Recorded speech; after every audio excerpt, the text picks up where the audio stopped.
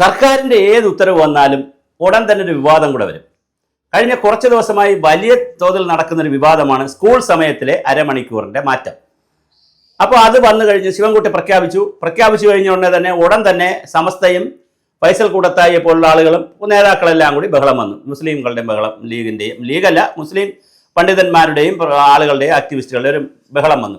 അതായത് സ്കൂൾ സമയം ഇങ്ങനെ നീട്ടിയാൽ മദ്രസയിലെ സമയം അഡ്ജസ്റ്റ് ചെയ്യാൻ പറ്റില്ല എന്നുള്ള നിലയിലാണ് വരുന്നത്. അപ്പോൾ മദ്രസയിലെ സമയത്തിന് വേണ്ടി സ്കൂൾ സമയം മാറ്റണമോ, സ്കൂൾ സമയത്തിന് വേണ്ടി മദ്രസ സമയം മാറ്റണമോ എന്നുള്ള ചർച്ചയാണ് ഇപ്പോൾ നടക്കുന്നത്. അപ്പോൾ എന്തായാലും 10-35 ലക്ഷം കുട്ടികളെ ബാധിക്കുന്ന ഒരു വിഷയത്തിൽ വിദ്യാഭ്യാസ രംഗത്തിന് മാറ്റം വരുത്താൻ പറ്റില്ല എന്നുള്ളിടത്താണ് ശിവൻകുട്ടി നിൽക്കുന്നത്. അല്ല, അത് മാറ്റണം എന്നുള്ള സ്ഥലത്താണ് മുസ്ലിം ആളുകൾ. ഇതിൻ്റെ ഇടയിൽ ശിവൻകുട്ടിയെ കുറിച്ച് വേറൊരു സോഷ്യൽ മീഡിയയിൽ ഒരു സാധനം വന്നായിരുന്നു. വെള്ളിയാഴ്ചകളിൽ മതപഠനത്തിനൊന്നും പള്ളിയിലൊന്നും പോകാൻ പറ്റത്തില്ല, വെള്ളിയാഴ്ചകളിലും സ്കൂളിൽ തുടരണം എന്ന് പറഞ്ഞുകൊണ്ട്, സ്കൂളിൽ നിന്ന് പുറത്ത് വിടാൻ പറ്റത്തില്ല, നേരത്തെ ഒന്നും വിടാൻ പറ്റത്തില്ല എന്നൊക്കെ പറഞ്ഞുകൊണ്ട് വലിയൊരു ശിവൻകുട്ടിയുടെ പടം വെച്ചുകൊണ്ട് ഒരു പോസ്റ്റർ വന്നു. അവസാനം ശിവൻകുട്ടിയുടെ ഓഫീസിൽ നിന്ന് അത് നിഷേധിച്ചു. അങ്ങനെ ഒരു വാർത്തയില്ല, വെള്ളിയാഴ്ചകളിൽ അങ്ങനെ ഒരു പ്രശ്നമില്ല, പള്ളിയിൽ പോകാം. അതേസമയം ഈ സ്കൂൾ സമയം മാറ്റിയത് തിരിച്ചു കൊണ്ടുവരാൻ കഴിയില്ല, പഴയതാക്കാൻ പറ്റില്ല, മാറ്റിയത് തന്നെ. ഞാൻ ഇതിനകത്ത് പറയുന്നത്, ബാബറി മസ്ജിദ് വിഷയമുണ്ടായപ്പോൾ വളരെ മനോഹരമായ രീതിയിലാണ് അതിൻ്റെ ശരിതെറ്റുകളും ന്യായാന്യായങ്ങളും വേറെ ചർച്ച ചെയ്യണം. എന്തായാലും സുപ്രീം കോടതിയിൽ നിന്ന് അങ്ങനെ ഒരു വിധി വന്ന സാഹചര്യത്തിൽ നമ്മൾ ഇനി അതിൻ്റെ പുറത്ത് കലാപത്തിലേക്ക് പോകണ്ട. വേണമെങ്കിൽ കോടതിയിൽ നമുക്ക് ആലോചിക്കാം, അതിൻ്റെ റിവിഷനും പെറ്റീഷനും ഒക്കെ ആലോചിക്കാം. പക്ഷെ കലാപത്തിലേക്ക് പോകരുത് ഒരാളും എന്ന് പിഞ്ഞാലിക്കുട്ടിയുടെ നേതൃത്വത്തിൽ, പാണക്കാട് ശിഹാബ് തങ്ങളുടെ നേതൃത്വത്തിൽ വലിയ പ്രഖ്യാപനം നടത്തി. അതിന് കേരളത്തിൽ കുറച്ച് പേര് വെള്ളം കോരി കൊണ്ടും കുറച്ച് പേര് തീപ്പട്ടി ഉരച്ചുകൊണ്ട് നടന്നെങ്കിലും പക്ഷേ അത് കത്തിയില്ല കേരളത്തിൽ. അത് വലിയൊരു സംഭവമായിരുന്നു. ഇപ്പോൾ ഇന്നലെ കുഞ്ഞാലിക്കുട്ടി വീണ്ടും മലബാറിലെ സുൽത്താനായിരിക്കുകയാണ്. അദ്ദേഹം പറഞ്ഞിരിക്കുന്നു, ഇതിലൊരു സമവായം ഉണ്ടാക്കണം, നിങ്ങൾ സംഘർഷത്തിലേക്കല്ല പോകേണ്ടത്. സ്വാഭാവികമാണ്, വേണമെങ്കിൽ UDF കാരനായതുകൊണ്ടും അല്ലെങ്കിൽ LDF ഗവൺമെൻറ് ഭരിക്കുന്ന ഒരു കാര്യം, അവർ കൊണ്ടുവന്നൊരു നിയമത്തെ വേണമെങ്കിൽ കത്തിച്ച് അതിലല്പം മതം കടത്തിവിട്ട്, അതിനെ ഒരു മുസ്ലിങ്ങളിൽ ഒരു വികാരം കടത്തിവിട്ട്, അത് വേണമെങ്കിൽ ഒരു കുത്തിത്തിരിപ്പുണ്ടാക്കി അതിലൂടെ 10 വോട്ട് കിട്ടുകയാണെങ്കിൽ കിട്ടട്ടെ എന്ന് വിചാരിച്ച് വേണമെങ്കിൽ ചെയ്യാം. പല രാഷ്ട്രീയക്കാരും അങ്ങനെ ചെയ്യും, കുത്തിത്തിരിപ്പ് പരിപാടികളാണ് പലരും ചെയ്യുന്നത്.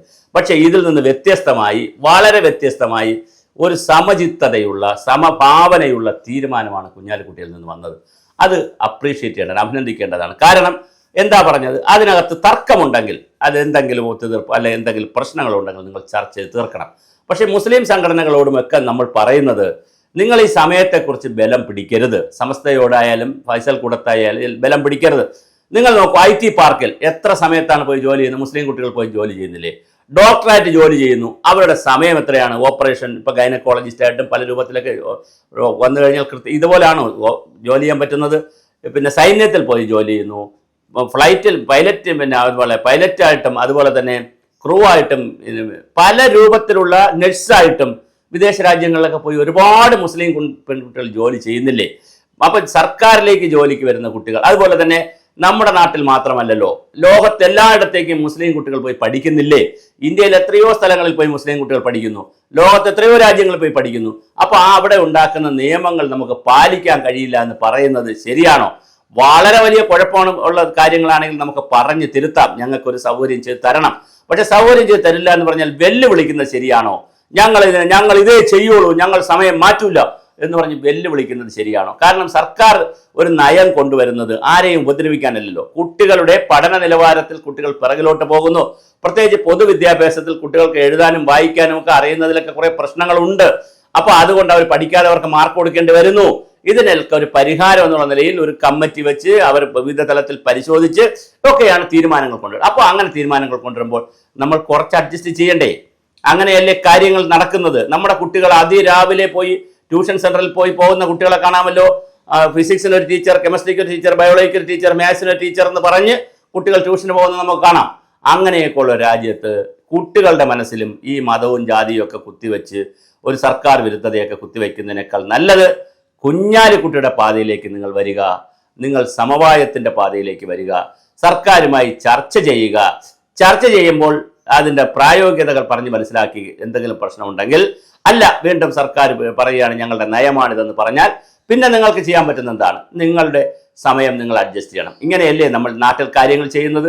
അല്ലാതെ എല്ലാ കാര്യത്തിലും ഒരു കലാപവും ബഹളവും ഒരു ഭീകര സംവിധാനങ്ങളും ചുമ്മാവുള്ള പ്രസ്താവനകളും ഒരുപാട് കലുഷിതമായ അന്തരീക്ഷം ഉണ്ടാക്കാനും ന്യൂനപക്ഷങ്ങൾക്കിവിടെ ജീവിക്കാൻ കഴിയില്ല എന്നുള്ളൊരു സാഹചര്യം ഉണ്ടെന്നൊക്കെ പറഞ്ഞ് കുത്തിത്തിരിപ്പിലേക്ക് പോകുന്നത് ശരിയായ ഒരു നടപടിയല്ല.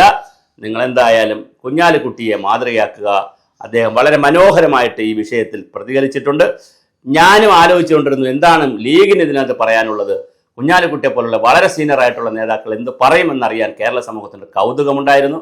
എന്തായാലും സൂംബയിലും ഇതുപോലെ തന്നെ നല്ല നിലപാടാണ് എടുത്തിട്ടുള്ളത്. സൂംബ വേണമെന്നുള്ളവർ ചെയ്യട്ടെ, വേണ്ടാത്തവർ ചെയ്യേണ്ട, ഇതൊന്നും അടിച്ചേൽപ്പിക്കുന്ന വിഷയങ്ങളല്ല എന്ന് വളരെ കൃത്യമായി കുഞ്ഞാലിക്കുട്ടി പറയുകയുണ്ടായി. അപ്പോൾ വളരെ അവധാനതയുള്ള മനോഹരമായ തീരുമാനങ്ങളാണ് കുഞ്ഞാലിക്കുട്ടി സാഹിബിൽ നിന്നുണ്ടാവുന്നത്. അതിനൊരു ബിഗ് സല്യൂട്ട്.